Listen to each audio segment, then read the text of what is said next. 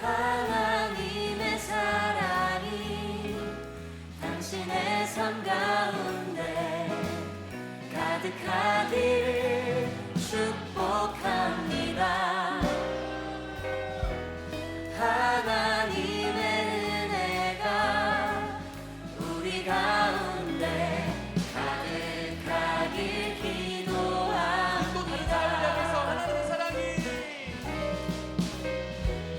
하나님의 사랑이 당신의 삶 가운데 가득하기를.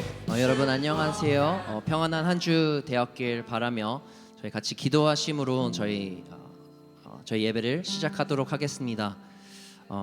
저희가 한 주 동안 어떠한 한 주를 보냈는지 저는 사실 잘 모르고 여러분들이 스스로 생각하시는 그런 한 주가 되었겠지만, 이 시간에는 다시 한 번 더 저희 온 마음과 온 힘을 다하여 우리의 온 생각을 다하여서 그 한 주를 뒤로하고 오늘 우리에게 새로운 은혜와 새로운 복을 허락하시는 하나님께 예배를 올려드리기를 원합니다. 저희를 구원하시고 지금까지 우리를 인도하시는 그 하나님의 크신 손길과 그 위대하심을 더욱더 높여드리며 고백하며 찬양하는 그런 기도로 저희 예배를 시작하겠습니다. 같이 기도하시겠습니다. 감사합니다. 우리를 이 자리에 인도하시고 다시 주님을 예배하게끔 하시는 은혜 감사합니다. 주님, 저희가 이 세상에서 어떠한 한 주를 보냈든지 간에 주님은 여전히 찬양받기 합당하신 분이시고 저희 온 생각을 다하여서 주님께 집중하기를 원합니다.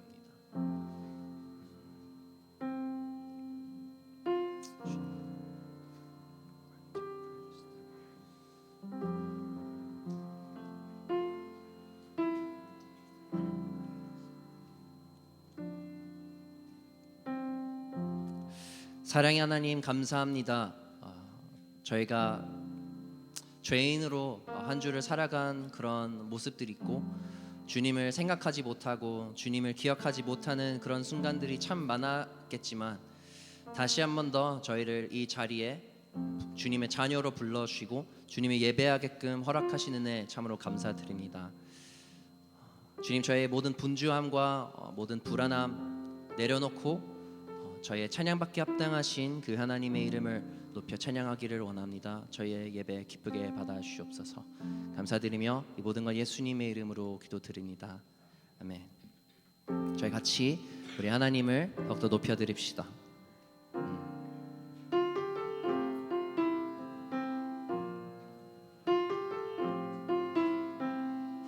우리 모두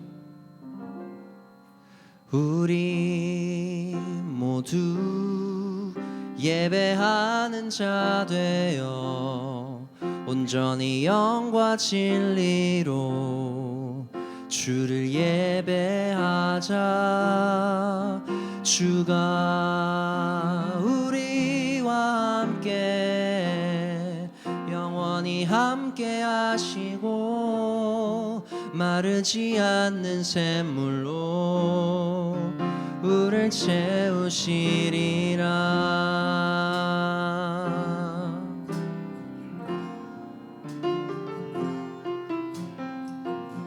다시 한 번 더 고백합시다. 우리 모두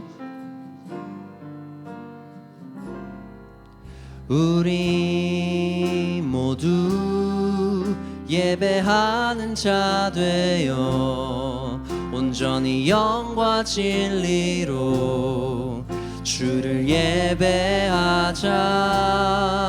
주가 우리와 함께 영원히 함께 하시고 마르지 않는 샘물로 우리를 채우시리라. 우리 모두 예배하는 자 되어 우리 모두 예배하는 자 되어 온전히 영과 진리로 주를 예배하자.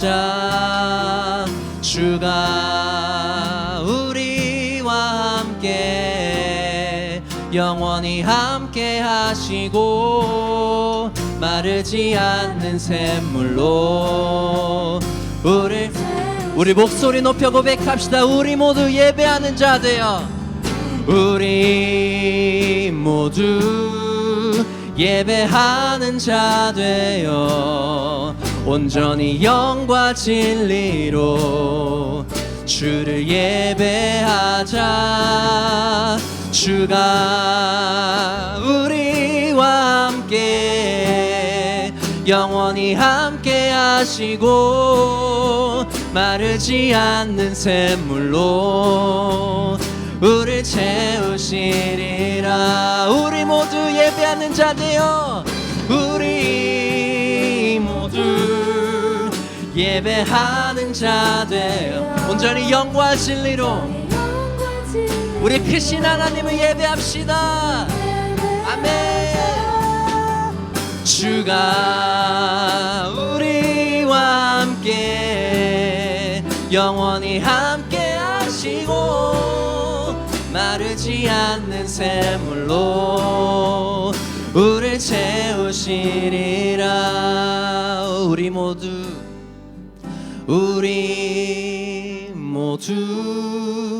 예배하는 자 되어 온전히 영과 진리로 주를 예배하자. 주가 우리와 함께 영원히 함께 하시고 마르지 않는 샘물로 우리를 채우시리라.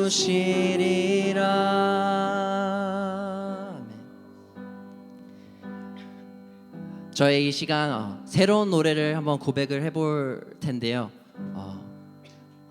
그런 새로운 고백인 만큼 저희가 가사를 다시 한번 더 묵상하시면서 같이 찬양하기를 원합니다. 이 시간에 제가 한번 시범을 보일 테니 같이 따라와 주시길 바랍니다. 주를 찾는 모든 자들이 주로 말미암아 기뻐하고 즐거워하게 하시며 주의 구원을 사랑하는 자들이 항상 말하기를 하나님은 위대하시다 하게 하소서. 다시 한번. 주를 찾는 모든 자들이 주로 말미암아 기뻐하고 즐거워하게 하시며 주의 구원을 사랑하는 자들이 항상 말하기를 하나님은 위대하시다 하게 하소서. 주는 나의 도움 나를 건지시느니 여호와여 지체 말고 내게 임하소서. 가난하고 궁핍한 내 마음 가운데 여호와여 속히 임하소서.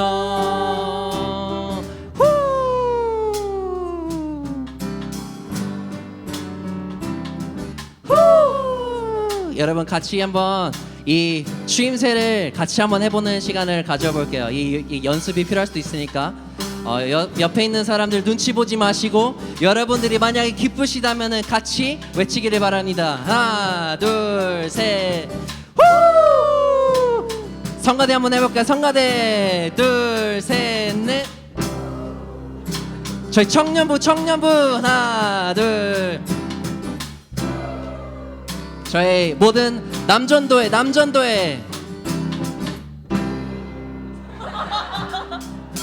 다시 한 번 더. 여전도회 한번 해볼까? 마지막 여전도회. 주를 찾는 모든 자들이 주로 말미암아 기뻐하고 즐거워하게 하시며 주의 구원을 사랑하는 자들이 항상 말하기를 하나님은 위대하시다 하게 하소서. 주를 찾는 모든 자들이 주로 말미암아 기뻐하고 즐거워하게 하시며 주의 구원을 사랑하는 자들이 항상 말하기를 하나님은 위대하시다 하게 하소서. 주는 나의 도움 나를 건지시느니 여호와여 지체 말고 내게 임하소서. 가난하고 궁핍한 내 마음 가운데 여호와여 속히 임하소서. 한 번 더. 주를 찾는 모든 자들이 주를 찾는 모든 자들이 주로 말미암아 기뻐하고 즐거워하게 하시며 주의 구원을 사랑하는 자들이 항상 말하기를 하나님은 위대하시다. 아멘. 주는 나의 도움 주는 나의 도움 나를 건지시느니 여호와여 지체 말고 내게 임하소서.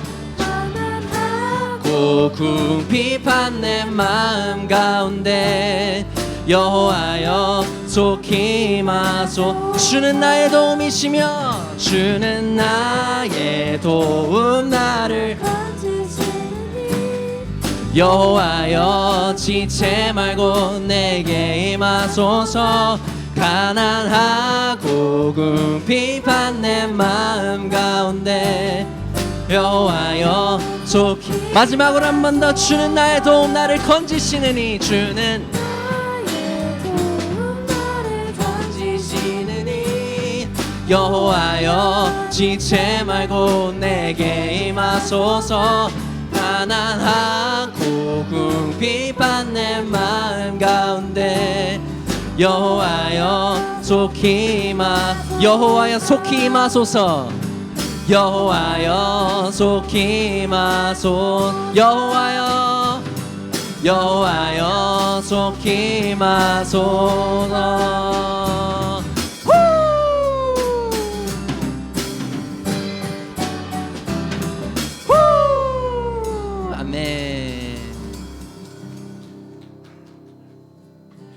이 땅 위에 오신 하나님의 본체 십자가에 달리사 우리 죄 사셨네.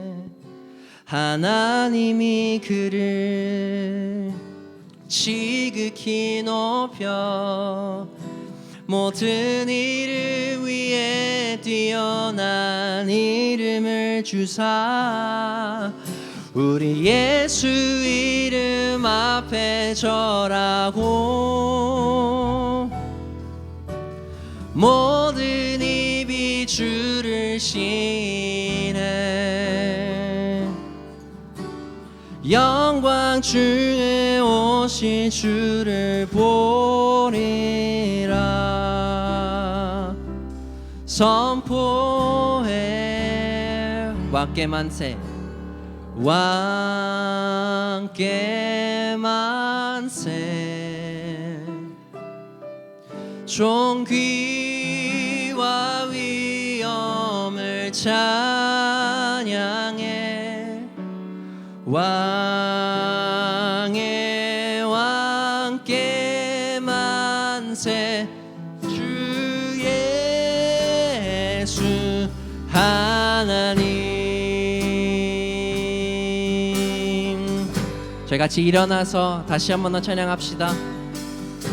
우리를 위해서 이 땅으로 오신 그 예수님의 크신 이름을 찬양합시다. 이 땅 위에 오신 이 땅 위에 오신 하나님의 본체 십자가에 달리사 우리 죄 사하셨네. 아멘. 하나님이 그를 지극히 높여 모든 이름 위에 뛰어난 이름을 주사 우리 우리 예수 이름 앞에 절하고 모든 입이 주를 시네 영광 중에 오신 주를 보리라 선포해 왕께 만세 왕께 만세 존귀와 위엄을 찬양해 왕의 왕께 만세 주 예수 하나님 2절 고백합시다. 우리 고대 안에 우리 고대 안에 주님 오실 그날 다시 사신 왕의 영광 이 땅을 비추네 사단의 권세는 주 앞에 무너져 생명과 진리의 주 권세 가장 높도다 우리 예수 이름 앞에 예수 이름 앞에 절하고 Oh, total confess 모든 힘이 주를 시해 영광 중에 오신 주를 보리라 선포해 왕께 만세 왕께 만세 존귀와 위엄을 찬양해 왕의 왕께 만세 주 예수 계속 찬양합시다. 왕께 만세 왕께 만세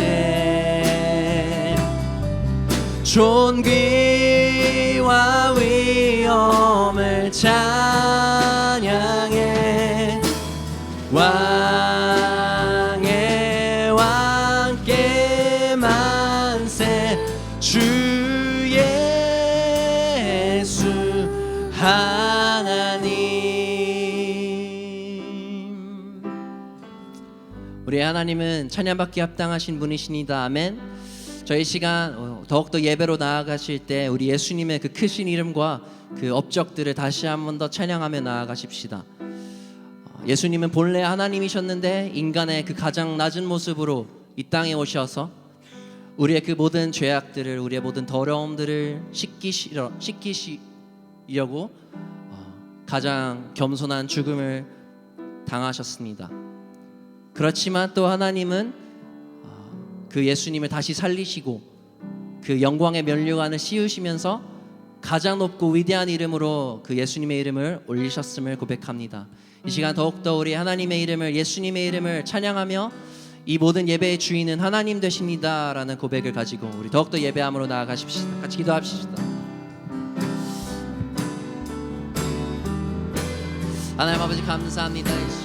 주님의 이름을 높여드리기를 원합니다. 주님의 그 크신 이름과 그 크신 영광을 주님 앞에 올려드리기를 원합니다. 아버지 이 시간 저희의 예배의 주인이 주님만 되어 주셨고 주님 저희는 연약하지만 그 강하신 예수님의 이름과 그 능력을 더욱더 찬양하기를 원합니다.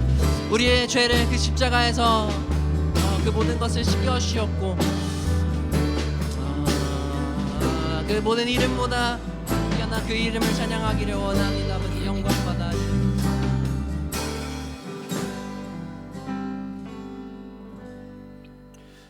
은혜와 사랑의 아버지 하나님, 우리 인생 가운데 즐거운 일이 너무나 많이 있어서 그것에 마음을 빼앗겨 주님을 잊어버리는 자 되지 않도록 우리의 마음을 주장하여 주시옵소서. 또한 우리의 인생 가운데 너무나 곤고한 일들이 많이 있어서 그것에 마음을 빼앗겨서 주님을 또한 잊어버리는 자 되지 않도록 우리의 심령을 주장하여 주시옵소서. 다시 오실 주님을 날마다 고대하는 마음 가운데, 주님을 사모하는 마음 가운데 오늘도 우리의 신앙을 잘 지키며 예배하는 자 될 수 있도록 주께서 함께하여 주옵소서. 예수님의 이름으로 기도하옵나이다. 아멘. 교동문 21번 시편 34편입니다. 내 여호와를 항상 송축하며 내 입술로 항상 주를 찬양하리이다.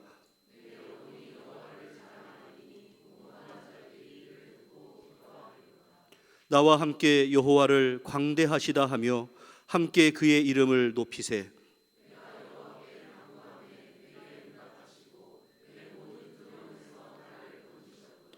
이 곤고한 자가 부르짖음에 여호와께서 들으시고 그의 모든 환난에서 구원하셨도다.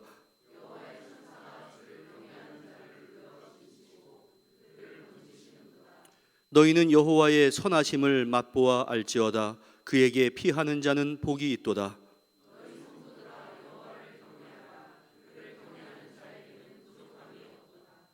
젊은 사자는 궁핍하여 줄일지라도 여호와를 찾는 자는 모든 좋은 것에 부족함이 없으리로다. 아멘.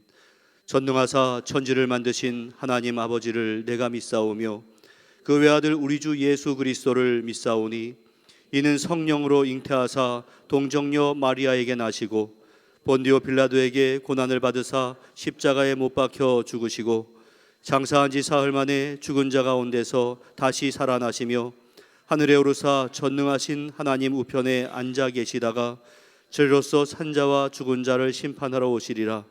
성령을 믿사오며 거룩한 공회와 성도가 서로 교통하는 것과 죄를 사하여 주시는 것과 몸이 다시 사는 것과 영원히 사는 것을 믿사옵나이다.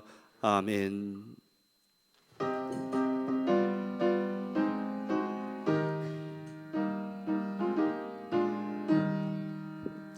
생명의 주여 멸류관 받으시옵소서. 날 위해 쓰신 가시관 나 기억합니다.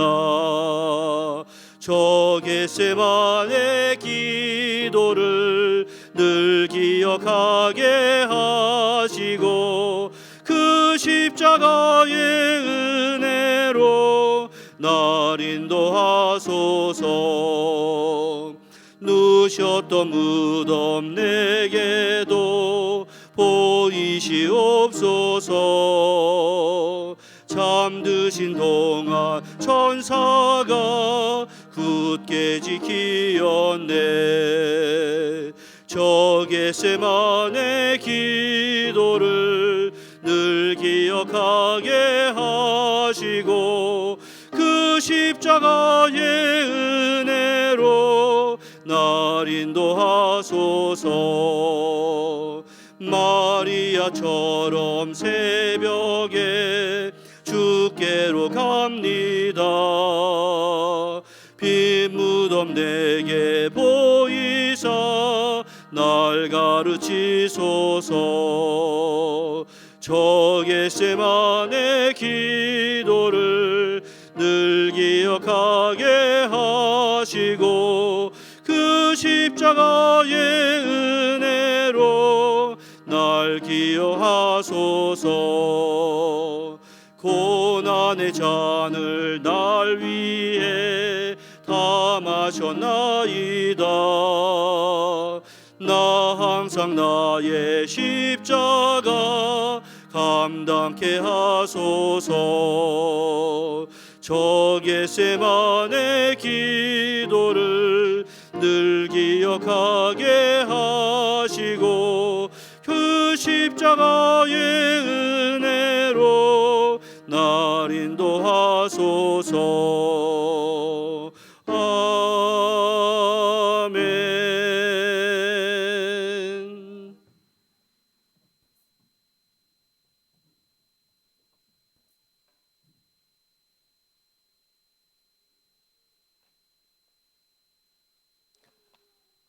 참으로 고마우시고 감사하신 하나님 아버지, 태초부터 저희를 사랑하시어 구별되게 하시고 거룩한 주일 저희들을 예배자로 서게 하심에 감사를 드립니다. 허물 많은 저희들이지만 하나님의 은혜를 힘입어 주님께 나아갑니다. 이 시간 주님 기뻐하시고 홀로 영광 받으시기를 원합니다. 주님의 말씀을 듣기를 즐거워하며 순종하는 저희들이 되기를 원한다고 말하면서도 육신의 게으름, 나태함, 교만함, 바쁨 등으로 실천하지 못하는 모습들을 돌아보며 회개하오니 주님 용서하여 주옵소서. 목마른 자들은 다 내게로 오라 라고 말씀하신 주님, 거룩한 목마름으로 주님 전에 나왔습니다. 예배에 최선을 다하게 하여 주시고 말씀 듣기를 부지런히 하며 순종함으로 우리의 믿음이 날마다 더욱 단단해지기를 원합니다. 우리의 믿음도 지켜나가며 우리의 가정을 믿음의 반석 위에 세우는 우리 모두가 되게 하여 주옵소서. 매일매일의 삶에 크리스찬의 정체성을 가지고 최선을 다하게 하여 주시고 마지막 심판날에 한 사람도 낙오됨이 없이 모두 천국에서 다시 만나 영원한 삶을 사는 우리가 모두가 되게 하여 주옵소서. 또한 삶의 여러 문제와 고민들로 인해 가족과 본인의 육신의 질병과 경제적으로 인해 어려움을 겪고 있는 성도가 있다면 함께 위로와 격려를 통해 회복되는 은혜를 경험하는 공동체가 되게 하여 주옵소서. 주님, 우리 조국 대한민국을 위해 기도합니다. 심각한 저출산 문제, 고물가, 청년 실업, 의료 공백 등 많은 문제들이 늘 놓여 있습니다. 또한 온갖 불의와 불평등, 부조리들이 매일같이 이슈화되고 있습니다. 이러한 현상들이 당연시되지 않게 하여 주시고 악이 선을 이기지 못하게 하여 주셔서 진리와 정의가 다시 살아나게 주님 인도하여 주옵소서. 나라를 회복시켜 주시고 위정자와 공무원들이 하나님을 두려워하고 국민의 뜻을 헤아리는 공직자가 되게 하여 주옵소서. 다시 경제가 살아나게 하여 주시고 정부를 신뢰하며 국민 모두가 행복해지고 고국에서 들리는 소식이 좋은 소식, 기쁜 소식만이 오가도록 주님 은혜 내려 주옵소서. 주님, 우리 은총교회를 위하여 기도합니다. 이곳에 은총교회를 세워주셔서 나그네와 같은 우리를 한 교회로 불러 모아주시고 함께 예배드리게 하심에 감사를 드립니다.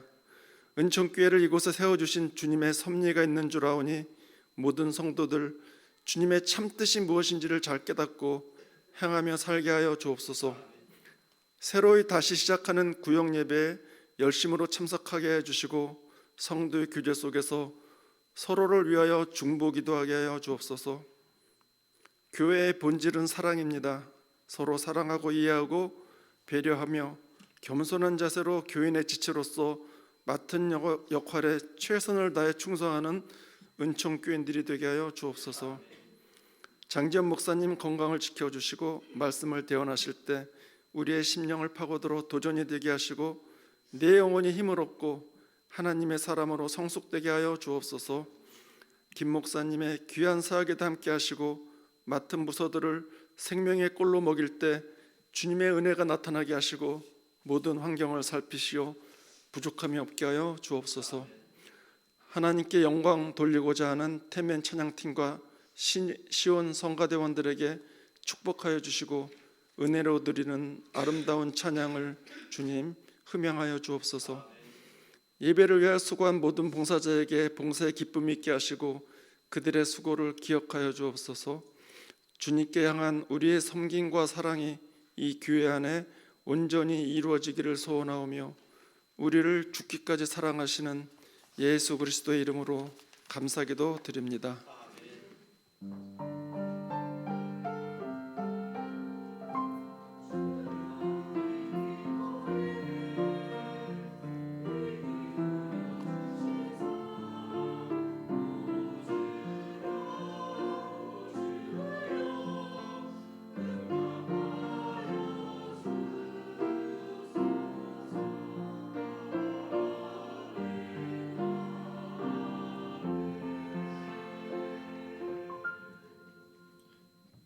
오늘 우리에게 허락하신 하나님의 말씀은 신약성경 마태복음 24장 15에서 28절까지의 말씀입니다. 마태복음 24장 15에서 28절까지 신약성경 41면에 있습니다. 교독하겠습니다. 그러므로 너희가 선지자 다니엘이 말한 바 멸망에 가증한 것이 거룩한 곳에 선 것을 보거든 읽는 자는 깨달을진저. 지붕 위에 있는 자는 집 안에 있는 물건을 가지러 내려가지 말며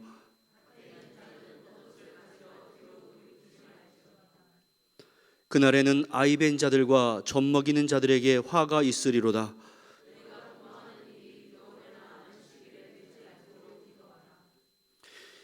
이는 그때에 큰 환란이 있겠음이라.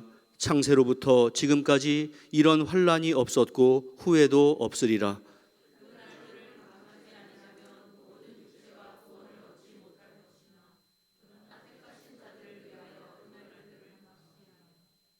그때 사람이 너희에게 말하되 보라 그리스도가 여기 있다 혹은 저기 있다 하여도 믿지 말라.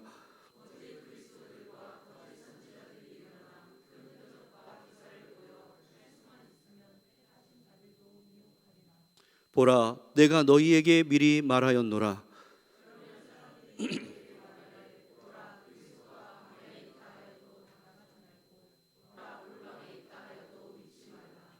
번개가 동편에서 나서 서편까지 번쩍임같이 인자의 임함도 그리하리라. 주검이 있는 곳에는 독수리들이 모일 것이니라. 아멘.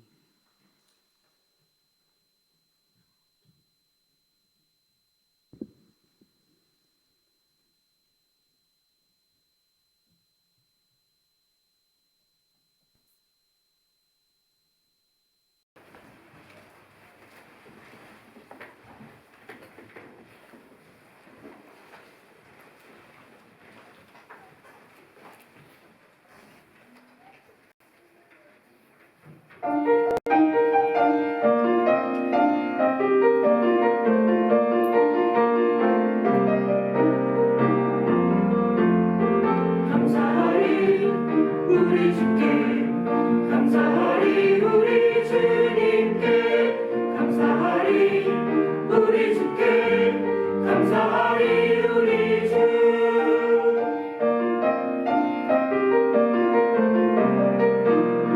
기뻐하리 노래하리 기뻐하리 우리 주님을 기뻐하리 노래하리 기뻐하리 우리 주 기뻐하며 주님께 감사하리 거룩하신 이름 선포해 기뻐하며 한평생 송축하리 찬송과 영광을 드리리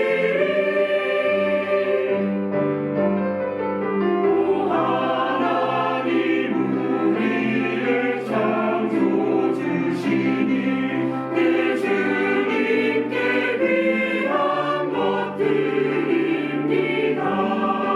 내 주께만 엎드려 경배 드리며 내 주의 이름을 높여 찬양합니다. 감사하리 우리 주께 감사하리 우리 주님께 감사하리 우리 주께 감사하리 우리 주 우리 주께 감사해. 아멘. 주님께 영광의 박수를 함께 올려드리겠습니다.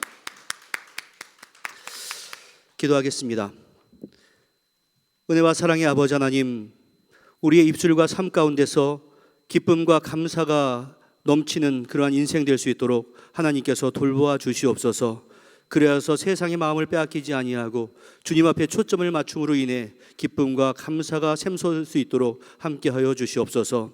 오늘도 말씀 가운데 함께 하시고 그 말씀 가운데 우리의 신앙과 삶의 자세를 온전히 다시 한번 돌아보는 시간 될 수 있도록 축복하여 주옵소서. 예수님의 이름으로 기도하옵나이다. 아멘. 1992년에 한국의 다미 선교회라고 하는 곳에서 예수님께서 10월 28일에 재림할 것이다 라고 사방에 공고하면서 그날에 사람들을 모아서 함께 예배드리는 그러한 일이 있었고, 또 방송국에 나가서 진짜 예수가 재림하나 막 촬영할 정도로 아주 사회적으로 큰 혼란이 있었던 적이 있었습니다. 그때 교회에서는 분명히 예수님께서 10월 28일 날에는 오지 않을 것이다 라고 하는 확신은 있었지만, 걱정했던 것이 무엇인가 하면 주님께서 그날은 오시지 않을 것인데 혹시나 성도들이 예수님의 재림마저도 무시해버리는 그러한 일이 생기지 않을까 염려를 했던 적이 있었고, 또 예수님의 재림이라고 하는 것은 우리 기독교 신앙의 가장 핵심 중에 핵심인데 그 핵심을 그냥 우스꽝스럽게 넘겨버리지 않을까, 이러한 염려가 되었던 적이 있었습니다. 여러분, 우리 예수님께서는 분명히 다시 오십니다. 믿으십니까? 그런 주님의 재림의 소망이 우리의 신앙의 가장 기본이 되는 것입니다. 예수님의 제자들을 비롯한 유대인들은 바로 자신의 민족이 하나님의 구속의 역사, History of Redemption의 중심이라고 믿었습니다. 그리고 그들을 하나로 묶을 수 있었던 매개체는 하나님의 임재의 장소인 성전이었습니다. 따라서 그들은 성전이 무너진다, 이것은 상상조차 할 수 없었고, 만일 이 성전이 무너진다라고 하면 바로 그때가 세상의 종말이다라고 생각을 했습니다. 그래서 지난 주일에 말씀을 드린 것처럼 예수님께서 앞으로 성전이 무너질 것이다 라고 말씀하시자 제자들은 바로 그것을 세상의 종말로 받아들여서, 그렇다고 한다면 세상 끝에는 무슨 징조가 있겠습니까? 라고 예수님에게 질문을 한 겁니다. 하지만 그것은 예수님께서 말씀하신 것을 오해한 것이었습니다. 예수님은 앞으로 있게 될 성전의 파괴가 세상의 끝이 아니라 하나님의 구속의 역사의 가장 중심축이 지금까지는 성전을 중심으로 한 이스라엘이었는데, 앞으로는 새로운 성전인 우리 성도들이 중심이 되는 교회로 옮겨질 것이다 라는 것을 말씀하신 것이었습니다. 그래서 제자들에게 너희가 익숙하게 가지고 있는 옛날의 질서가 무너질 때, 다시 말해 성전 중심의 질서가 무너질 때 당황하지 말고 새로운 공동체인 교회에서의 역할을 잘 감당하여라, 이것을 미리 가르쳐 주신 것이었습니다.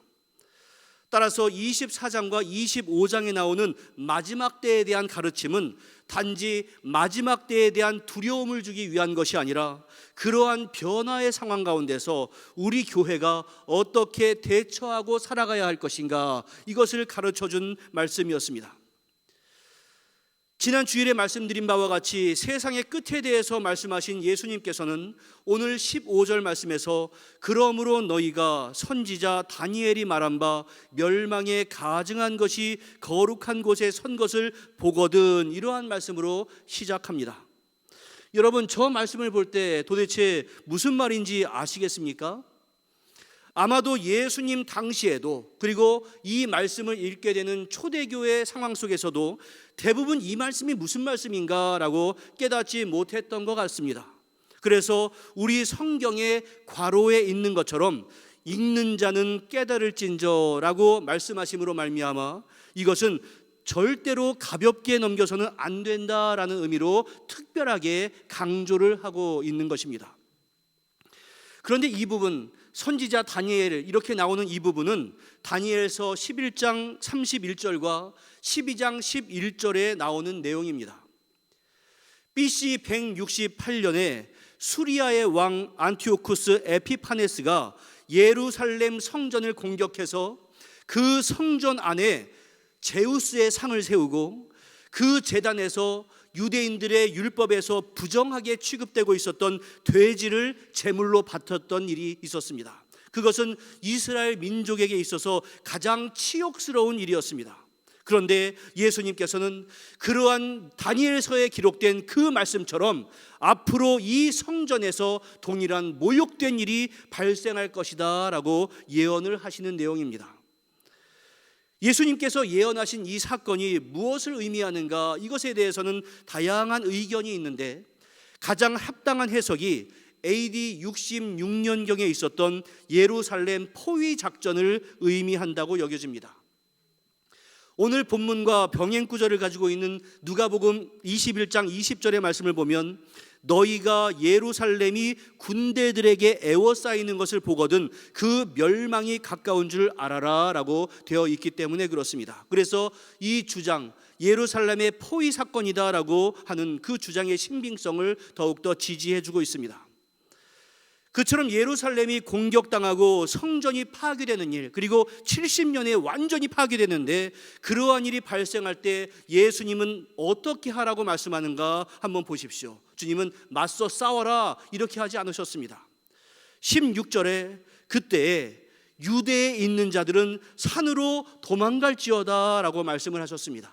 왜냐하면 그것은 역사적으로 볼 때는 또 유대인의 입장에서는 분명히 비극적인 일이지만 하나님의 계획 안에 있는 일이기 때문에 그렇습니다.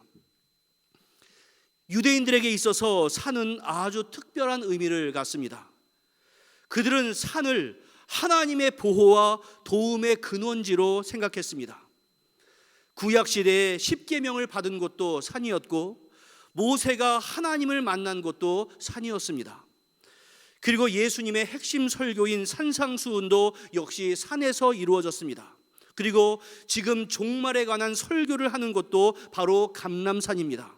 따라서 산으로 도망쳐라 라고 하는 이 말씀은 실제적으로 너희가 위기 상황에는 산으로 도망가야 한다 이러한 의미도 있지만 하나님의 도성 예루살렘이 멸망하고 거룩한 하나님의 성전이 유린당하게 될 때, 다시 말해 너희의 신앙의 위기가 왔을 때 다른 곳에서 방황하지 말고 속히 하나님을 찾고 주님의 말씀으로 되돌아가라. 이것이 가장 최선의 방책이다. 이것을 말씀해 주는 것입니다. 여러분, 우리의 인생도 마찬가지입니다.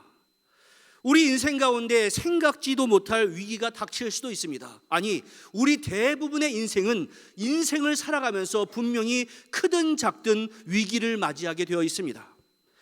그때 우리에게 가장 우선적으로 필요한 것은 도대체 이것을 어떻게 수습해야 하나 우왕좌왕하는 것이 아니라 가장 우선적으로 필요한 것은 하나님을 의지하고 하나님의 인도를 위해서 간절히 간구하고 말씀 가운데서 그 교훈을 받는 겁니다. 내 인생의 우선순위를 내 해결책이나 더 나아가서 나의 즐거움이나 유익을 취하는 것, 여기에 두는 것이 아니라 하나님을 더 의지하고 그 상황 가운데서도 하나님의 영광을 잊지 않는 것, 이것으로 우리의 인생의 목적이 이어져야 한다, 이러한 말씀입니다. 다시 말해서 여러분들, 우리의 인생 가운데 좋은 일이 생긴다 할지라도, 아니 슬픈 일이 생긴다 할지라도 우리의 우선순위가 무엇인가, 우리 인생의 우선순위를 우리는 바르게 세워야 합니다. 그것이 바로 우리 신앙인들의 본분입니다. 그래서 주님은 산으로 도망쳐라 이렇게 말씀하시면서 도망가는 자의 태도에 대해서 말씀하시는데, 우선 지붕 위에 있는 자들은 집 안에 있는 물건을 가지러 내려가지 말아라 이렇게 말씀하셨습니다. 유대인들의 지붕은 평평했기 때문에 기온이 서늘한 저녁 시간에 가족들이 그곳에서 교제를 하거나 때로는 휴식과 묵상과 대화를 하는 장으로 사용이 되었습니다. 여기서 집 안에 있는 물건을 가지러 내려가지 말라 이렇게 말씀하신 것은 그러한 위기의 상황이 닥쳤을 때 집 안에 있는 귀중품에 미련을 두지 말고 신속하게 움직여라, 이러한 말씀입니다. 또한 밭에 있는 자는 겉옷을 가지러 뒤로 돌이키지 말지어다 라고 말씀을 하는데, 유대인들은 자신들의 경작지를 성에서 조금 떨어진 성 밖에 마련을 했습니다. 그리고 일터에 나갈 때는 두꺼운 외투는 집에 두고 활동하기 좋은 가벼운 의복을 입었습니다. 그리고 당시의 유대인들은 가난했기 때문에 겉옷이라고 하는 것은 보통 사람들에게 있어서 가장 큰 재산 가운데 하나였습니다. 그런데 주님은 너희에게 재난의 위기 상태가 빠지면 그 겉옷을 가지러 가지 말고 재빨리 피신하여라 이렇게 말씀을 하고 계십니다. 여러분, 이 두 가지의 명령, 다시 말해서 집으로 가지도 말고 겉옷을 챙기지도 말아라, 이것이 의미하는 바가 무엇이겠습니까? 바로 너의 인생 가운데 위기의 상황에 너의 소유에 집착하다가 목숨같이 더 귀한 것을 잊어서는 안 된다, 이러한 말씀이고, 그러한 위기 상황에 세상 것의 목적을 두다가 너희의 신앙이 흔들려서는 안 된다, 이러한 말씀입니다. 우리의 위기 상황 가운데서 가장 먼저 생각해야 하는 것은 우리 인생의 우선순위입니다. 바로 이러한 말씀 가운데 우리는 롯의 아내가 생각이 납니다. 소돔과 고모라에 하나님의 진노가 임하게 되었을 때 하나님의 사자는 너희들은 절대로 뒤를 돌아보지 말고 그 성에서 나가라라고 명령하셨습니다. 하지만 그 성에 두고 온 자신의 소유물에 대한 집착을 끊지 못하고 뒤를 돌아보았던 롯의 아내는 그만 소금 기둥이 되었다라는 그 기록을 우리는 창세기를 통해서 잘 알고 있습니다. 또한 주님은 이어서 19절에서 그날에는 아이벤 자들과 젖먹이는 자들에게 화가 있을지로다 라고 말씀을 하셨습니다. 여기서 화가 있을지로다 라고 하는 말씀은 저주를 하는 말씀이 아니라 안 되었구나, 정말로 슬프다 라고 하는 의미입니다. 이것은 예루살렘 멸망의 때의 고통이 어머니들이 자식들마저도 돌보지 못하게 될 정도로 가혹할 것이다 라는 말씀입니다.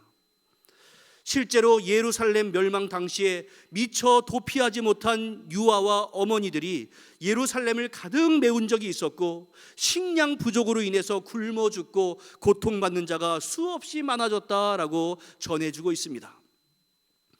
또한 주님은 그 멸망의 날에 20절에서 너희가 도망하는 일이 겨울에나 안식일이 되지 않도록 기도하여라 라고 말씀을 하셨습니다. 팔레스타인 지역에서 겨울은 비가 오는 계절이라서 땅이 질고 식량 확보도 어려워서 유대인들에게는 아주 취약한 계절이었습니다. 또 안식일은 종교적인 행사에 주력해야 했으며 율법적으로 1.8km 이상을 이동하는 것이 금지되었기 때문에 산으로 오른다거나 피신하는 행위가 사실상 불가능한 일이었습니다. 그리고 그 안식일에는 모든 상점들이 문을 닫기 때문에 무엇을 구하기도 힘들었습니다. 그렇기 때문에 예수님께서 바로 이러한 때에 환난이 오지 않도록 기도하라라는 권면을 한 겁니다. 주님께서 앞으로 있을 성전과 예루살렘의 멸망에 대해서 이토록 긴급성을 요하는 경고를 하신 이유가 무엇이겠습니까? 그것은 앞으로 당할 그 환난이 너무나 긴급하게 올 것이고 너무나 극심하다라는 것을 말씀해 주는 겁니다. 주님은 이 환난에 대해서 이렇게 표현했는데 21절에 같이 읽어보겠습니다. 시작.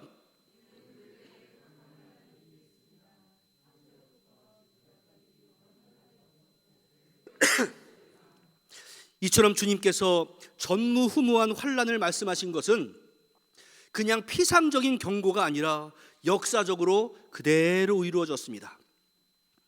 유대 역사학자 요세푸스는 예루살렘 함락 당시에 유월절 절기에 참석하기 위해서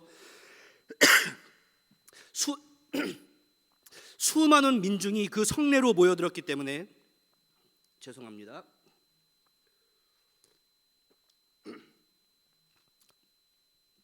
로마군 침략으로 인한 사망자 수가 110만 명에 이르렀고 포로가 9만 7천 명에 이르렀다라고 기록하고 있습니다. 그에 덧붙여서 그곳이 각종 질병과 기근으로 고통당할 뿐 아니라 전쟁의 상황이 너무나 참혹하여서 장례식도 치를 수 없었고 심지어는 자기의 자식마저도 잡아먹는 그러한 사람들도 있었다라고 기록을 하고 있습니다. 그런데 여러분들, 정말로 다행인 것은 하나님께서 그들을 끝까지 방치하지는 않으셨다는 것입니다. 예수님께서 이렇게 말씀하셨는데 22절 말씀 같이 읽겠습니다. 시작. 그날들을 감하지 아니하면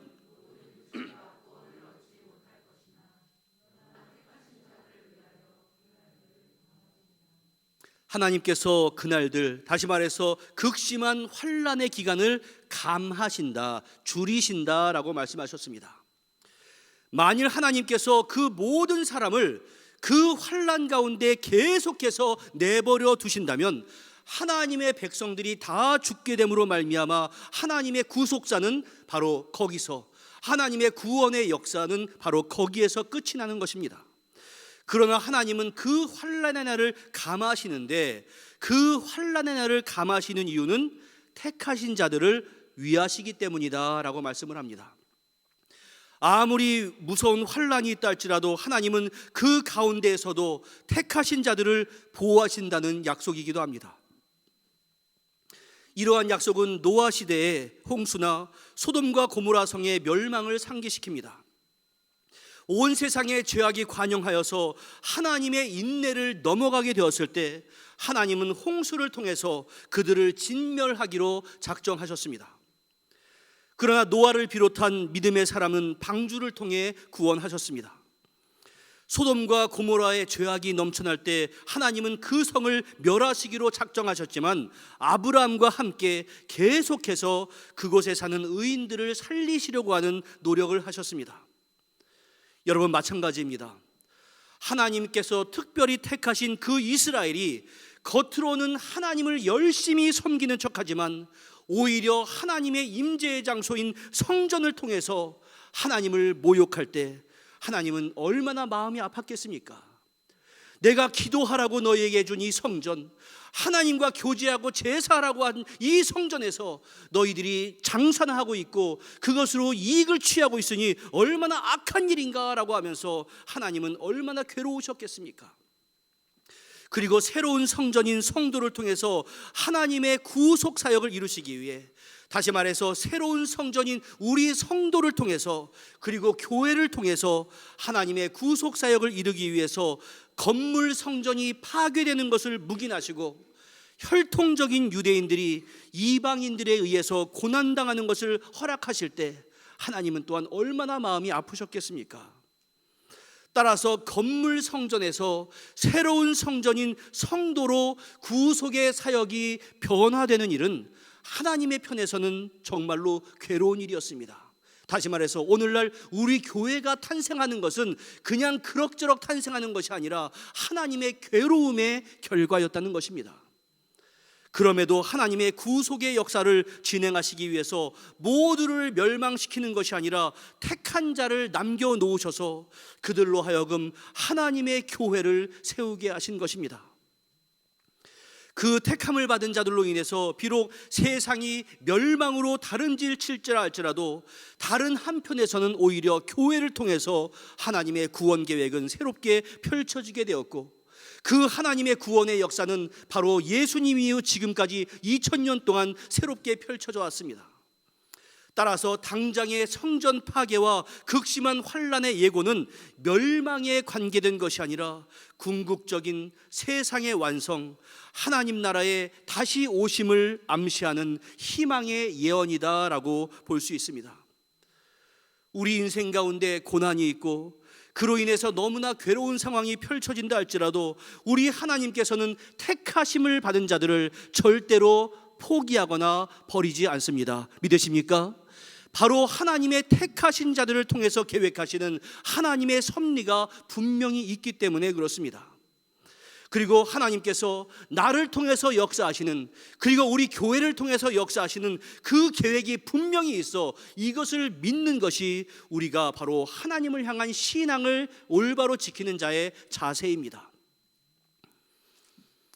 이와 같은 성전 파괴는 유대인들에게 자신들이 하나님의 선택된 백성이다라고 하는 민족적인 정체성이 근본적으로 흔들리는 사건이 되었습니다. 그리고 이런 사상적 혼란기에 각종 거짓 가르침이 나타나기 마련입니다. 그래서 주님께서는 이처럼 성전과 예루살렘이 파괴될 것이다 라고 예언한 이후에 너희들은 거짓 선지자들을 경계해라 라고 말씀하는데 23절 말씀 같이 읽습니다. 시작. 그때 사람이 너희에게 말하되 보라 그리스도가 여기 있다 혹은 저기 있다 하여도 믿지 말라. 여러분 누차 말씀드렸지만 그리스도는 메시아와 같은 말입니다. 앞으로 이 혼란 시기에 수많은 거짓 메시아가 나타날 것인데 그들을 조심해라 이러한 말입니다.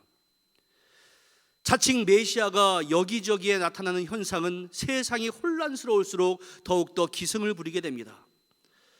실제로 예루살렘 성전이 파괴된 이후에 엘리에셀 벤 야엘이라고 하는 사람이 내가 그리스도다라고 자청하면서 유대인들을 마사다라고 하는 곳에 집결시킵니다. 그리고 거기에서 로마에 대항해서 결사항전을 벌입니다. 그런데 그 마사다는 이 사진에서 보는 바와 같이 400m 고지에 있는 천혜의 절벽 요새, 사방이 절벽으로 있는 요새였기 때문에 험난한 지형 때문에 로마가 쉽게 정벌을 하지 못하고 장장 3년 동안이나 그 안에서 버텨낼 수 있었습니다. 결국 로마 군단은 어떻게 했냐면 저 마사다의 높이에 맞는 엄청난 언덕을 만듭니다. 그래서 그 언덕을 통해서 마사다 요새에 접근하게 됩니다. 그 결과 마사다의 수비벽이 무너지고 로마의 진격이 확실하게 되자 그곳에 있는 지도자 반야일은 우리가 로마군에 잡혀서 온갖 수모를 겪느니 차라리 자유인으로서 영광스럽게 죽자, 우리가 하나님의 백성들이 저 이방인들에게 죽을 수 없다라고 자결하기로 결심을 합니다. 그래서 각 가정의 가장들은 자기의 아내와 자기의 모든 자식들을 직접 칼로 찔러 죽입니다. 그리고 모든 남자들이 한자리에 모여서 10명을 추첨합니다. 그래서 그 10명이 나머지의 모든 사람들을 다 죽이고 또 그 10명 가운데 다시 한 명을 뽑아서 나머지 9명을 죽이고 스스로 그 사람도 자결하는 것으로서 그 역사가 끝마치게 됩니다. 3년의 포위 작전에 대한 그 영광의 대가를 받았던 로마 군인들은 다 죽어버린 960명의 시체 앞에서 아주 망연자실했다라고 역사는 기록합니다. 요세푸스의 유대 전쟁사에 의하면 노파 1명, 어린이 5명, 엘리에셀 반야일의 친척 노인 1명 등 모두 7명이 생존해서 이 이야기가 후대에 전해졌는데, 그 정신을 기리기 위해서 저 마사다라고 하는 곳은 현재 이스라엘 군인들의 선서식장으로 활용이 된다라고 합니다. 그리고 지금도 유네스코 문화유산으로 이어지고 있습니다. 이러한 사건은 지금의 시각으로 볼 때는 엄청난 영웅담처럼 전해지고 민족적인 자긍심을 갖추는 그러한 일이겠지만, 사실은 우리 예수님께서 예언하셨던 거짓 선지자, 거짓 그리스도의 대표적인 인물로 인한 그러한 민족적인 비극이었습니다. 하지만 저는 여러분들, 아무나 그런 메시아 노릇하는 것 같지는 않습니다. 이 장지원 목사가 여러분들에게, 여러분들 제가 메시아입니다, 나를 따르십시오, 이렇게 한다고 해서 저를 따르는 사람이 얼마나 있겠습니까? 아마 우리 가족도 인정하지 못할 것 같습니다. 그러니까 신천지든 어느 이단의 우두머리든 하여튼 그러한 거짓 그리스도는 그저 인간적으로 볼 땐 뭔가 특별한 것은 있는 것 같다라는 것을 저는 부인할 수 없을 것 같습니다. 그래서 우리 예수님도 그렇게 생각하신 것 같습니다. 그래서 주님은 24절에서 거짓 그리스도들과 거짓 선지자들이 일어나서 큰 표적과 기사를 보여서 할 수만 있으면 택하신 자들도 미혹하리라 라고 말씀한 겁니다. 다시 말해서 그런 거짓 그리스도가 신기한 일을 행할 때 사람들은 야, 저 사람이 하나님의 사람인 것 같아, 저게 하나님의 능력인 것 같아, 이렇게 착각하고 그들을 따를 우려가 있었습니다. 그러한 현상은 오늘날에도 벌어지고 있습니다. 그래서 집회에서 여러분들 하늘에서 금가루가 떨어지는 환상이 보이지 않습니까? 이러한 이야기도 있고, 이 치아를 치료하는 아말감이 금으로 바뀐다라고 하기도 하고, 길이가 다른 팔과 다리를 맞춰주기도 하는 그러한 희한한 일들을 예수의 이름으로 하고 있는 집회에서 행해지고 있는 일들이 많이 있습니다. 그러나 예수님께서는 그러한 크나큰 표적과 기사를 행하면서 내가 그리스도다라고 하는 자들의 거짓말에 속지 말라라고 하셨습니다. 기적을 행한다고 하나님의 능력을 행하는 것은 아닙니다. 모세가 하나님의 힘을 힘입어서 여러 가지 기적을 행하자 이집트의 마술사들도 동일한 일을 행했습니다. 그것을 보고 바로가 이것 봐, 내 마술사도 이러한 일을 행하잖아 라고 하면서 모세의 말을 듣지 않게 됩니다. 여러분들, 오늘날 무당도 이상한 기적을 행하고 예언도 합니다. 그렇기 때문에 성경은 뭐라고 말하냐면, 믿음은 눈으로 보는 것으로 생기는 것이 아니라 믿음은 들음에서 나는 것이다. 바로 말씀에서 나는 것이다 라고 말씀한 겁니다. 로마서 10장 17절 같이 읽습니다. 시작. 믿음은 들음에서 나며 들음은 그리스도의 말씀으로 말미암았느니라. 여러분들, 성경 말씀을 들을 때 신기합니까? 아니면 기적이 일어날 때 신기합니까? 눈앞에 기적이 막 일어나면 신기할 것인데, 성경은 그런 것에 미혹되지 말아라. 믿음은 들음에서 나는 것이고 그 무엇을 듣느냐? 말씀을 듣는데 믿음이 생기는 것이다 라고 말씀해 주셨습니다. 집에 있으면 우리 집에 한국 사람 기독교인이 있는 것을 어떻게 알았는지 여호와의 증인 한국 사람이 종종 찾아옵니다. 그들은 예수 믿지 않는 사람을 찾아온 것이 아니라 꼭 예수 믿는 사람, 오늘 본문의 표현을 따르자면 택함 받은 하나님의 자녀들을 미혹합니다. 가서 예수 안 믿는 사람 전도하세요 이렇게 말을 해도 꼭 예수 믿는 사람 가정을 찾아옵니다. 그래서 각 교회의 주소록이 그곳으로 들어간다 이 말을 듣고는 꽤 오래전부터 우리 교회에서도 주소록을 만들지 못하고 있습니다. 그런데 이런 행태는 갑자기 생긴 것이 아니라 예수님께서 이미 그들은 택한 자들을 미혹하게 한다라고 예언하신 겁니다. 따라서 우리 택함 받은 사람들이 말씀과 기도로 단단하게 무장되어 있지 않으면 미혹될 수 있습니다. 반대로 우리가 말씀과 기도로 단단히 무장하면 그들의 공략은 모두 숲으로 돌아갈 것입니다. 바로 그런 공격이 있기 때문에 예수님은 그러면 사람들이 너희에게 말하되 보라 그리스도가 광야에 있다 하여도 나가지 말고 보라 골방에 있다 하여도 뭐하지 말라? 믿지 말아라 이렇게 말씀합니다. 광야는 유대인들의 전통적으로 메시아가 오는 공개적인 장소다 이렇게 이해되었고 예언자들의 활동 무대가 되기도 했습니다. 이에 더불어서 골방은 좁고 밀폐된 비밀 장소를 의미했는데 은밀하게 내가 특별한 하나님의 계시를 받았다 이러한 것을 의미합니다. 주님의 재림은 이처럼 특별한 장소에서 이루어지지 않습니다. 다시 말해서 대중적이고 집단적인 단체나 집회에 주님의 재림이 있는 것도 아니고 또한 은밀한 개인이나 특정한 장소에서도 주님의 재림이 이루어지는 것도 아닙니다. 저 말씀을 오늘의 상황에 대입해 보면 사람들이 많이 모이는 집회 또는 구독자가 많은 유튜브에서 올바른 복음이 선포된다라고 착각하지 말아라. 혹은 여기 어디에 어떤 신령한 하나님의 사람이 있다, 신통한 하나님의 사람이 있으니까 가서 말씀을 들어봐라, 기도받아라 이렇게 하지 말라는 겁니다.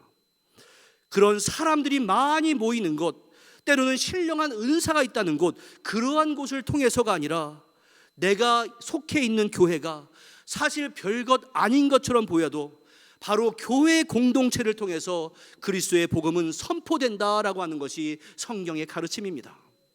그렇다고 해서 오늘날 지상교회가 모두가 다 완전하다 이러한 말씀을 드리는 것은 아니지만 그래도 가장 안전한 곳입니다. 완전하지는 않지만 안전한 곳이 바로 교회입니다.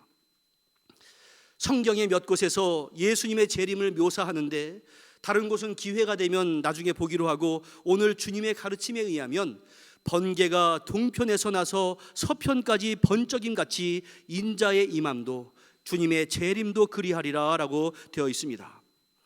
저 비유는 세 가지 의미가 있습니다. 첫째, 주님의 재림은 인간의 지혜와 판단으로는 도저히 얘기하지 못했던 시점에 갑자기 이루어질 것이다 이러한 의미가 있고, 두 번째로 번개가 순식간에 동쪽에서 서쪽까지 나타나는 것처럼 주님의 재림도 장소의 제한을 받지 않는다 이러한 의미가 있고, 세 번째로 주님은 은밀하거나 교묘한 그리고 이게 긴가민가 하는 그런 아리송한 형태로 재림하지 않고 번개의 섬광처럼 분명하고 단호하게 그리고 모두가 인지할 수 있는 모습으로 다시 오신다 이러한 의미입니다. 따라서 우리는 이 세상에 어떤 사람이 갑자기 나타나서 내가 메시아다라고 하며 신격화할 때 그것은 관심도 갖지 말아야 하고 거들떠 보지도 말아야 합니다. 주님은 그렇게 재림하는 분이 아니라 죽음이 있는 곳에 독수리가 모이듯이 확실하고 분명하게 오실 것입니다. 이제 말씀을 맺습니다. 우리 하나님의 입장에서 예루살렘 성전은 더 이상 하나님의 뜻을 온전히 전하는 도구가 되지 못했습니다. 그래서 하나님의 나라는 새로운 공동체를 통해서 세상에 선포되어야 했습니다. 그러나 다수의 유대인들은 그러한 변화를 받아들일 수 없었고 결국 큰 환난을 겪고 온 세상으로 흩어져야만 했습니다. 그런데 주님은 그 어려운 상황에서도 신자들을 미혹하게 하는 거짓 그리스도에게 미혹되지 말라고 말씀하셨습니다. 우리도 마찬가지입니다. 내가 어떠한 어려움을 당한다 할지라도 우리는 세상의 다른 것에 마음을 빼앗겨서 주님을 잊어버려서는 안 됩니다. 부수적인 것에 마음을 빼앗겨서 본질을 잃어버리게 되면 그 사람은 혈통적으로는 하나님의 백성이었지만 결국 하나님께 버림받는 유대인들과 같은 처지가 되고 말 것입니다. 그러나 고난 가운데서도 희망이 있는 것은 그리스도의 복음은 오히려 박해로 흩어지게 된 신자들에 의해서 전 세계로 뻗어나갔다라는 것입니다. 최초의 선교사 사도 바울과 바나바를 파송했던 교회도 박해를 피해서 이방 땅 수리아에 세워졌던 안디옥 교회였습니다. 우리의 삶이 아무리 곤고해도 우리가 어떤 상황에 처한다 할지라도 좌절하지 마시고 교회 중심으로 말씀 가운데 신앙인으로서의 정체성을 잘 지켜나갈 수 있기를 주님의 이름으로 간절히 부탁을 드립니다. 바로 그 정체성을 지키는 그 사람을 통해 하나님은 더 큰 일을 이루어 가실 것입니다. 그러한 하나님의 계획, 그 소망을 잃지 않고 오늘도 주님의 재림을 기다리는 신자답게 영적인 분별력을 가지고 살아가는 우리 모두가 될 수 있기를 주님의 이름으로 간절히 축원합니다. 기도하겠습니다. 은혜와 사랑의 아버지 하나님, 세상이 혼탁해질수록 거짓 그리스도가 나타나는 그 예언의 말씀을 들었습니다. 이 세상을 우리가 살아가면서 아무리 신기한 일이 벌어지고 기적이 벌어지고 그 가운데서 내가 메시아다라고 하는 말이 있다 할지라도 그러한 것에 미혹되지 아니하고 신앙인의 정체성을 잘 지켜나가는 우리 성도들 다 될 수 있도록 하나님께서 지켜 보호하여 주시옵소서. 우리 사랑하는 성도들이 예수님의 재림을 기다리는 마음을 가지고 어떠한 상황에서도 영적인 정체성을 잃지 않도록 우리의 마음을 주장하여 주시옵시고 이 혼란의 시기에 환난의 시기에 더욱더 주님을 찾고 의지하는 그러한 신자들 다 될 수 있도록 주께서 보호하여 주시옵소서. 예수님의 이름으로 기도하옵나이다. 아멘.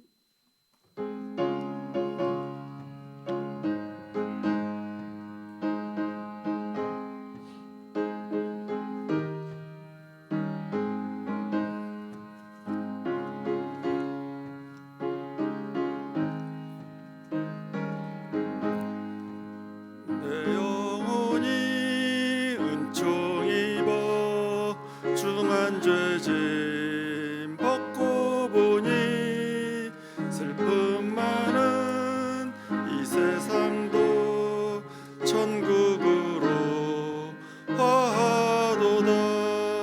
할렐루야 찬양하세.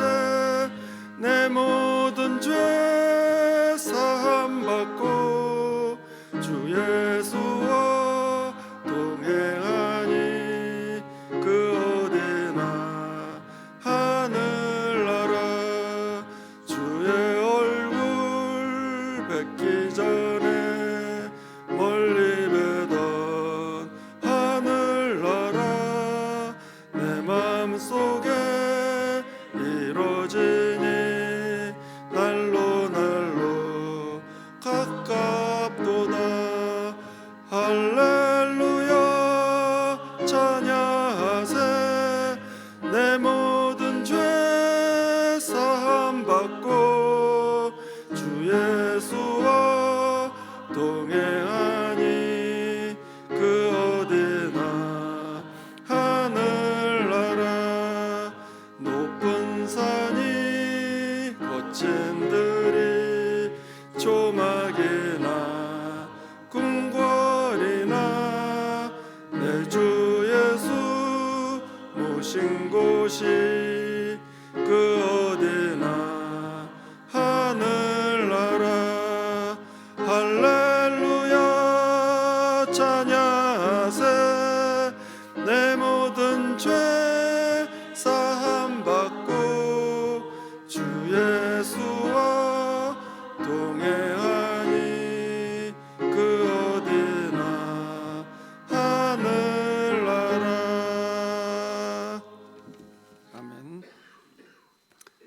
은총의 소식을 알려드리겠습니다. 오늘 처음 오신 분들을 주님의 이름으로 환영합니다. 또 오늘 교회에 오신 은총의 교인들을 주님의 이름으로 문안합니다. 마음을 정하시는 대로 등록을 해주시면 감사하겠습니다. 예배의 성공자가 생활의 성공자입니다. 예배에 최선을 다하시는 우리 은총 교인들이 되시기를 바랍니다.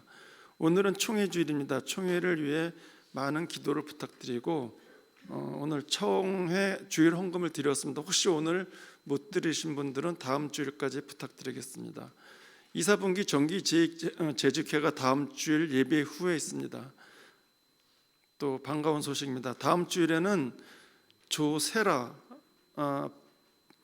조희진 박순희 집사님의 이녀 조세라, 이름이 조세라입니다. 조세라의 유아 세례식이 있습니다. 6월 봉사자 한 달 동안 수고하실 예비연호 아래와 같습니다. 충성으로 봉사하시기 바랍니다. 헌금위원회는 최정희 집사님, 최금선 집사님, 안내에는 박순옥 권사님, 이은상 집사님. 6월 행사를 안내해 드리겠습니다. 6월 9일 날 이사분기 정기 재직회가 있고 또 선교 후원 약정서를 배부합니다. 또 그날 예배 후에 식사 후에 구역 인도자 모임이 또 있습니다. 6월 16일 날 선교위원회 회의가 있고 6월 28일부터 29일까지 청년부 연합 수련회가 있습니다. 이상입니다.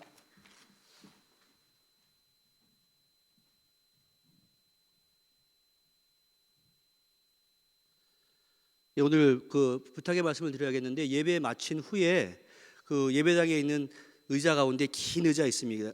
그러니까 중간 의자 말고 찬양대석에 있는 그 이 사이즈의 제일 긴 의자 한 12개 정도 되는 것 같은데, 그 의자를 그 식당 옆에 있는 그 컨테이너로 좀 옮겨야 될 것 같습니다. 그래서 그 뭐 12개 정도 되니까 금방 끝날 것 같으니까 여러분들 뭐 찬양 말씀 마치고든지 식사하고 나서든지 함께 좀 도와주시면 감사하겠고, 그 컨테이너에 이렇게 테트리스처럼 잘 이렇게 저장을 해야 공간을 공간을 좀 유지할 수 있으니까 그 잘 쌓는 것에 우리 김배 집사님이 좀 책임을 지시고 잘 도와주시면 감사하겠습니다.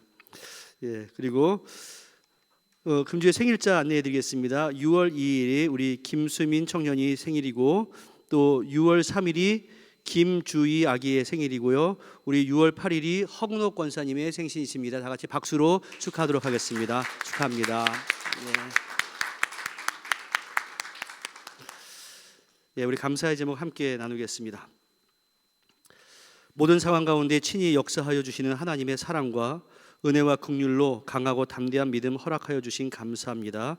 이사 잘하게 해주심에 감사드립니다. 우리 한예목 집사님 가정이 이사했는데요. 주소는 나중에 주보에 올려드리겠습니다. 우리 수민이의 20번째 생일까지 항상 함께해 주시고 돌봐주심에 감사드립니다.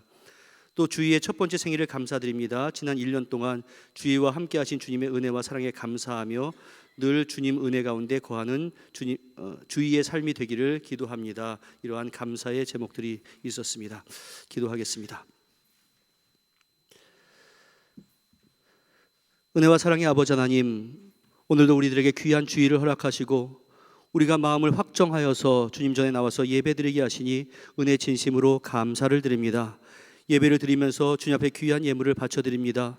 이 예물을 통해서 주님의 귀한 영광스러운 곳에 바르게 사용되는 물질 될 수 있도록 도와주시고, 특별히 오늘은 총회 헌금을 하였는데 이 물질이 총회에 올바로 사용될 수 있도록 주님께서 축복하여 주시옵소서. 주여 간절히 간구합니다. 우리 사랑하는 성도들 이 혼란의 시기에 경제적으로나 영육 간의 강건함으로 지켜주시옵시고, 항상 주님의 돌보심 때문에 소망을 잃지 않고 살아가는 인생 되도록 주여 은혜를 더하여 주시옵소서. 예수님의 이름으로 기도하옵나이다. 아멘. 예, 자리에서 일어나셔서 주변에 있는 분들과 인사 나누겠습니다. 반갑습니다. 평안하셨습니까? 예, 건강하셨습니까? 예. 함께 우리가 찬미하겠습니다.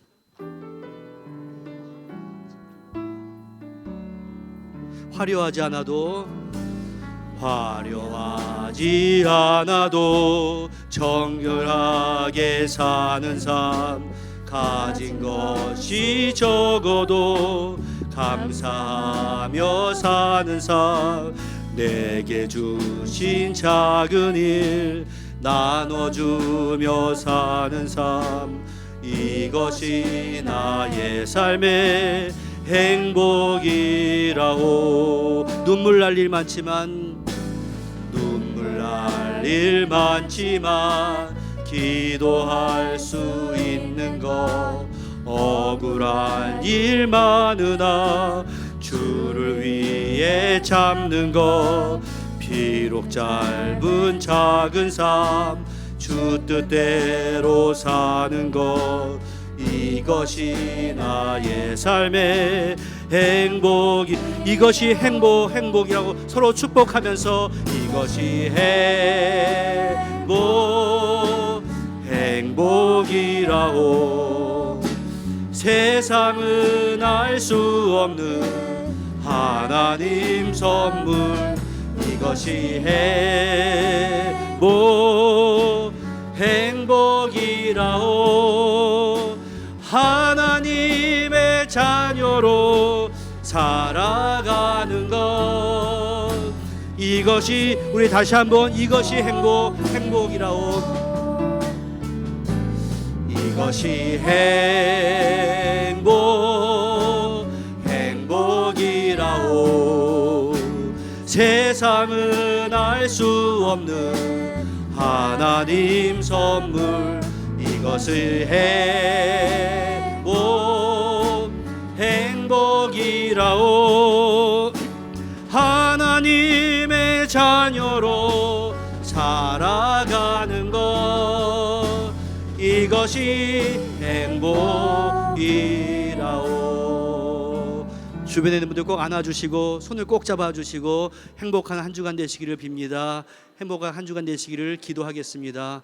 힘내십시오. 용기 내십시오. 네, 기도하겠습니다. 사랑의 아버지 하나님, 우리 인생이 세상 가운데서 눈물 날 일이 많은 것은 자연스러운 이치인 것 같습니다. 하지만 그럼에도 불구하고 기도할 수 있는 것은 우리 신자들이 가질 수 있는 특권임을 또한 믿습니다. 그러한 특권을 사용하지 않는 어리석은 자 되지 않도록 주여 함께하여 주시옵소서. 우리가 세상의 즐거움을 추구하는 것은 죄가 아니겠지만 그 즐거움에 빠져서 주님을 잊어버리는 것은 우리 주님을 너무나 마음 아프게 하는 일임을 우리가 압니다. 그렇기 때문에 우리의 행복의 기준을 올바로 새길 수 있는 그러한 인생들 다 될 수 있도록 주여 우리의 심령을 주장하여 주시옵소서.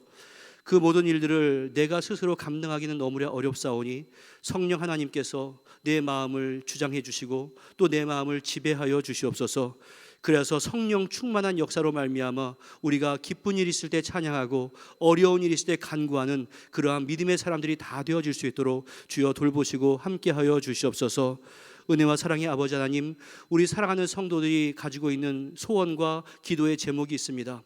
그 소원과 기도의 제목 주님 앞에 골방에서 날마다 눈물 흘리며 간구할 때마다 내가 기대하고 생각하는 것보다 더 신속하게 응답하여 주시옵시고 또 내가 기대하고 바라는 것보다 더 능하게 하시는 하나님의 은총이 우리의 삶 가운데서 이루어질 수 있도록 주여 복의 복을 내리워 주시옵소서. 그래서 예수를 믿는 사람들의 삶의 참된 실력이 우리의 인생 가운데서 드러날 수 있도록 도와주시고 그것이 빛과 소금의 역할을 감당하여서 세상 가운데 축복의 통로의 역할을 능히 감당하고도 남는 우리 모든 성도들 다 될 수 있도록 은혜의 복을 더하여 주시옵소서. 한 주간 동안 우리가 세상으로 나아갑니다. 그 세상이 우리가 싸워 이겨야 하는 세상이기도 하지만 우리가 세상 가운데 주님을 전해야 하는 그러한 세상이기도 합니다. 우리가 참으로 신자답게 삶을 통해서 우리의 모습을 통해서 예수가 발견될 수 있도록 주여 우리의 삶을 지켜 주장하여 주시옵소서. 예수님의 이름으로 기도하옵나이다. 아멘. 축원하겠습니다. 이제는 우리 주 예수 그리스도의 무한하신 은혜와 성부 하나님의 극진하신 사랑하심과 성령님의 교통하심이 우리 인생 가운데 어떠한 어려움을 당한다 할지라도 우리의 인생 순위가 바뀌지 아니하며 주님 앞에 나아가기를 소망하는 주님의 귀한 백성들 위해, 가족과 권속들 위해, 사랑하는 조국 대한민국과 이 땅 뉴질랜드 위해 이제로부터 영원토록 함께 있을지어다. 아멘.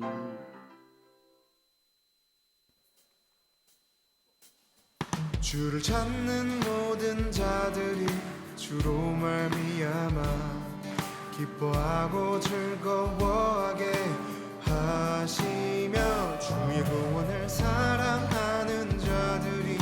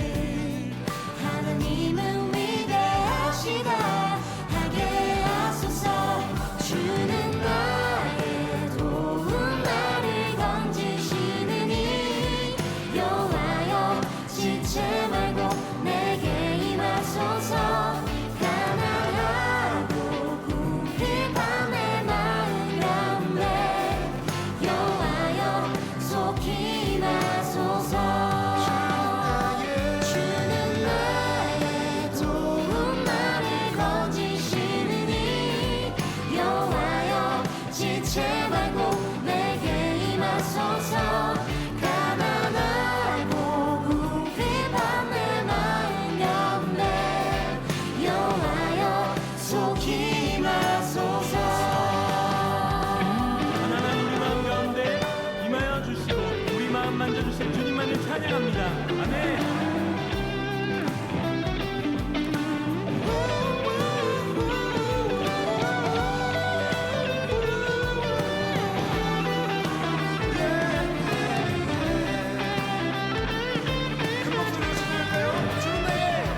주는 나의 도움 나를 건지시느니 여호와여 지체 말고